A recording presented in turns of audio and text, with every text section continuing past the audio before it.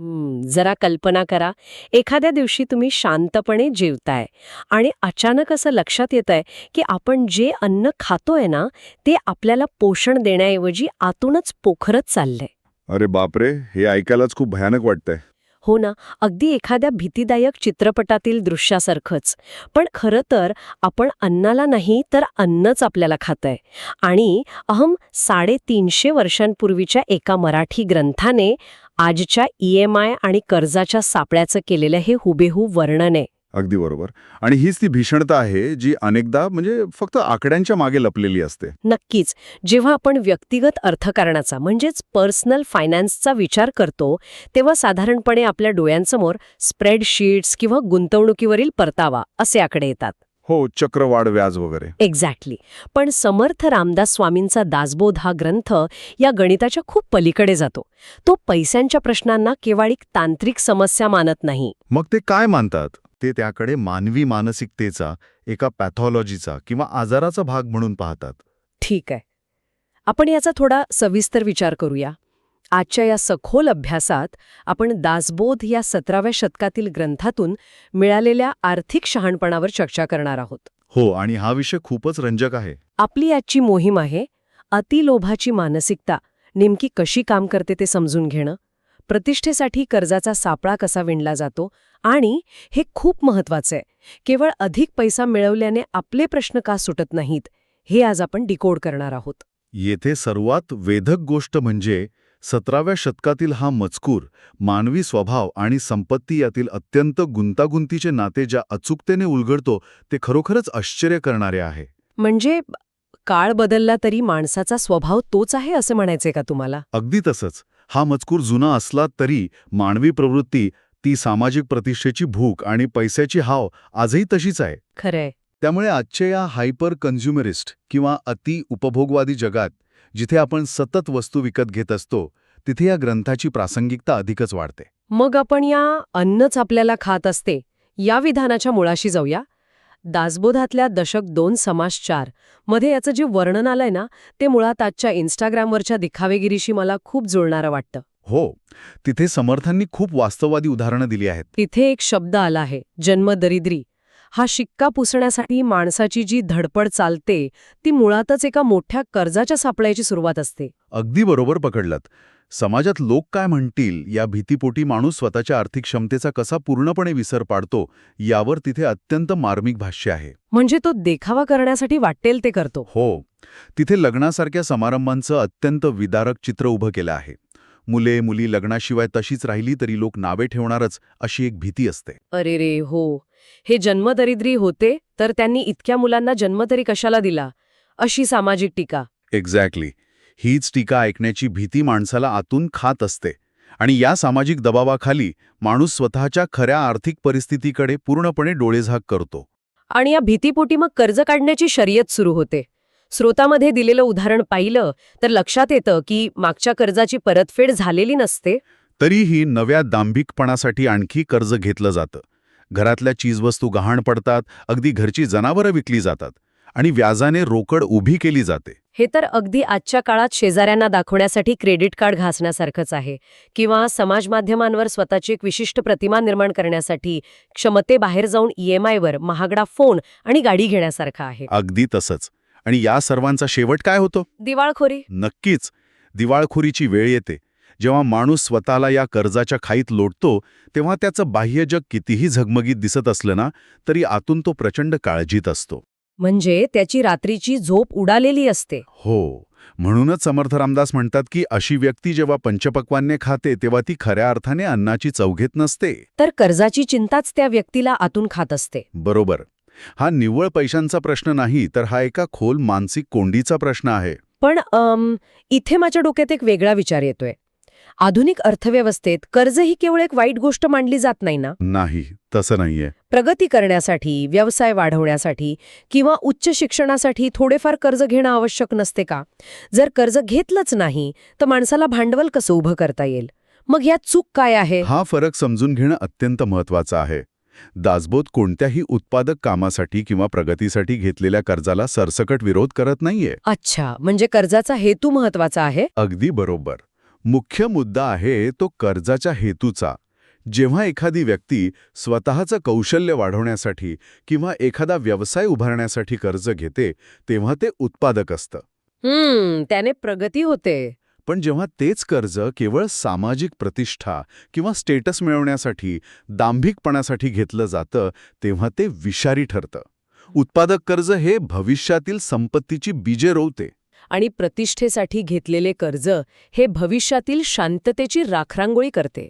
अगदी नेमक्या शब्दांत सांगितलं. म्हणजे दुसऱ्यांच्या नजरेत स्वतःची किंमत वाढवण्यासाठी स्वतःच्या भविष्याला गहाण ठेवणं. यावरून एक मोठा प्रश्न निर्माण होतो.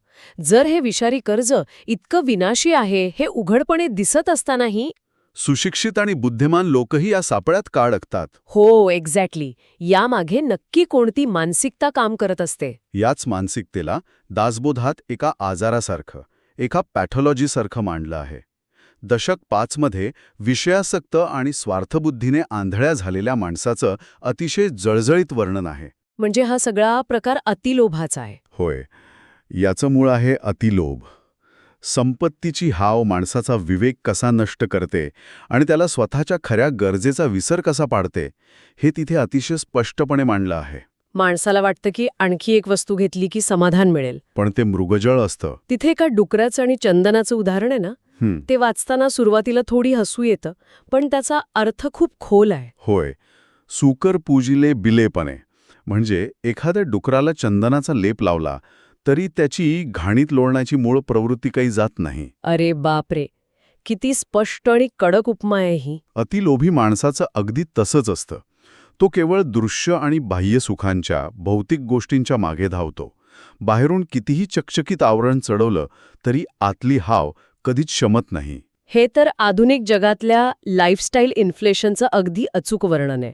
एखाद्या व्यक्तीचा पगार वाढला की साहजिकच खर्चही वाढतो. नक्कीच. लोभाला कितीही सुंदर शब्दांत जसं की लाईफस्टाईल अपग्रेड किंवा स्वतःला पॅम्पर करणे असं गुंडाळून मांडलं तरी त्याचा मूळ स्वभाव बदलत नाही. तो आतून विनाशीच असतो. जर आपण याचा मोठ्या संदर्भात विचार केला तर लक्षात येतं की अतिलोभ हा माणसाला एका कायमस्वरूपी भ्रमात ठेवतो. म्हणजे कसा भ्रम? दशक 2 मधील एका संदर्भात समर्थांनी बजावलं आहे की वैभवाच्या योगे आयुष्य ही शाश्वत टिकणारी वस्तू आहे असे समजू नये. म्हणजे संपत्ती आली की आपण अमर झालो असं नाही. बरोबर. माणसाला वाटतं की भरपूर संपत्ती आणि वस्तू गोळा केल्या की जीवन सुरक्षित होईल, पण प्रत्यक्षात आयुष्य अत्यंत थोडे आणि क्षणभंगूर आहे. खरंय. आणि अतिलोभामुळे माणूस भौतिक वस्तू तर मिळवतो, पण त्या प्रक्रियेत स्वतःची मानसिक शांतता पूर्णपणे गमावून बसतो. अगदी बरोबर. अधिक पैशाने सर्व प्रश्न सुटतात हा या पॅथॉलॉजीचा सर्वात मोठा भ्रम आहे. पैशाने फक्त पैशाचे प्रश्न सुटतात, मानसिक शांततेचे नाही. पण मग जर हा अतिलोभ आणि कर्जाचा मोह एवढा भयंकर मानसिक आजार असेल तर यातून बाहेर पडण्याचा रस्ता काय आहे? केवळ आजाराचे निदान करून तर उपयोग नाहीये ना. हो, त्यावर उपायही असायला हवा. आणि तो उपाय दासबोधात अत्यंत सविस्तरपणे मांडला आहे. काय आहे तो उपाय? तो उपाय म्हणजे दीर्घ सूचना किंवा दूरदृष्टी, ज्याला आपण इंग्रजीत फोरसाईट म्हणतो. दशक 12 समास 9 मध्ये या संकल्पनेवर विशेष भर दिला आहे. दीर्घ सूचना म्हणजे भविष्याचा विचार करणं, बरोबर? होय, केवळ आजचा विचार न करता भविष्याचा अचूक वेध घेण्याची क्षमता. परिस्थितीचा अंदाज घेऊन पुढे कोणते कठीण प्रसंग येऊ शकतात याची आधीच तयारी करणे. या संदर्भात ती एक ओवी खूप स्पष्ट आहे. ग्रंथात म्हटलंय की जे लोक जितके मिळवतात ते सर्व खर्च करून टाकतात, ते कठीण काळ ओढवला असता मरून जातात. आणि जे लोक दूरदृष्टीने वागतात तेच भले होतात. तर या सगळ्याचा अर्थ काय निघतो? हे ऐकल्यावर स्वाभाविकच असा अर्थ निघतो की समर्थ रामदास आपल्याला सगळे पैसे फक्त साठवून ठेवायला, म्हणजे होर्डिंग करायला सांगत आहेत का? नाही, तसा अर्थ काढणं पूर्णपणे चुकीचे ठरेल. म्हणजे कंजूसपणा करायचा नाहीये? अजिबात नाही. पैसे नुसते साठवून ठेवणे किंवा कंजूसपणा करणे याला तिथे कोणतीही मान्यता दिलेली नाही. मग खरी दूरदृष्टी काय आहे? मुख्य हेतू आहे सार आणि असार यातील फरक ओळखण्याची प्रगल्भता मिळवणे. Substance versus superficial. जे कायम टिकणारे आणि खरोखर उपयोगाचे आहे ते सार. आणि जे केवळ क्षणभंगूर देखाव्याचे आहे ते असार. एक्झॅक्टली. हे ओळखता येणे हीच खरी आर्थिक साक्षरता आहे. म्हणजे दशक 9 मधील जैसी विद्या तैसी हाव, जैसा व्याप तैसे वैभव या ओळीचा इथे संबंध येतो. संपत्ती ही केवळ बुद्धी, कौशल्य आणि योग्य नियोजनाच्या मागे येते. ती आकाशातून पडत नाही. अगदी बरोबर. जे लोक सर्व कमाई केवळ आजच्याच लाईफस्टाईलवर उधळतात ते पेचेक टू पेचेक जगण्याच्या आधुनिक सापळ्यात अडकतात. हो, मग एखादं आर्थिक संकट आलं, नोकरी गेली, तर खूप अवघड होतं. योग्य वेळी योग्य कारणासाठी पैसाचा वापर करणे आणि भविष्याची तरतूद करणे हेच दीर्घसूचनेचं मुख्य सूत्र आहे. इथपर्यंतचा विचार अगदी तर्कसंगत वाटतो. दूरदृष्टी ठेवायची, कौशल्य वाढवायचं आणि संपत्ती कमवायची. होय. पण जेव्हा एखादा माणूस खरोखरच खूप संपत्ती कमवतो ना, तेव्हा एक नवीन प्रश्न उभा राहतो. पैसा माणसाला बदलून टाकतो. मग दूरदृष्टी ठेवून संपत्ती कमावली तरीही तिच्या आहारी न जाण्याची कला कशी साध्य करावी? हाच दासबोधातील आर्थिक तत्वज्ञानाचा परमोच्च बिंदू आहे आणि आजच्या काळातला सर्वात कळीचा मुद्दा आहे. अच्छा. दशक 12 समास 1 मध्ये संपत्ती आणि सद्गुण याविषयीचं विवेचन आहे. संपत्ती कमवणे हा काही गुन्हा नाही, पण ती डोक्यात न जाऊ देणे हे खरे कौशल्य आहे. म्हणजे पैशाची नशा चढू न देणं. बरोबर. दशक 14 नुसार अतिरिक्त संपत्तीला विषासारखे मानणे आणि कोणाचंही कर्ज न ठेवणे हे तत्व तिथे मांडलं आहे. अतिरिक्त संपत्तीला विषासारखे मानणे हे खूपच प्रबळ विधान आहे. हो ना. संपत्ती असायला हवी, पण वैराग्य आणि विवेक म्हणजे उदासीनता असायला हवी. संपत्तीचा मालक आपण राहिले पाहिजे, संपत्तीने आपला गुलाम बनवता कामा नये. हे समजायला थोडं कठीण आहे, कारण वैराग्य म्हटलं की सर्व सोडून जंगलात जाण्याची प्रतिमा उभी राहते. पण मला वाटतं पैसा हा अग्नीसारखा आहे. म्हणजे कसं? जर तो अग्नी नियंत्रणात असेल तर तुम्ही त्यावर अन्न शिजवू शकता, घर उबदार ठेवू शकता. पण जर तो नियंत्रणाबाहेर गेला तर तो संपूर्ण घर जाळून खाक करतो. क्या बात है. हे साधर्म्य अत्यंत चपखल आहे. माणसाने संपत्तीचा मालक राहिले पाहिजे. म्हणजे संपत्तीची मालकी असावी, पण संपत्तीला आपली मालकी करू देऊ नये. एक्झॅक्टली. जेव्हा पैसा माणसाचा मालक बनतो तेव्हा तो माणूस भौतिक वैभवात लोळत असला तरी आतून पूर्णपणे पोखरलेला असतो. अलिप्तता म्हणजे संपत्ती नसणे असे नव्हे. मग काय? संपत्ती गेल्यावरही किंवा ती वाढल्यावरही मानसिक समतोल न ढळू देणे. यामुळे एक महत्वाचा प्रश्न उभा राहतो.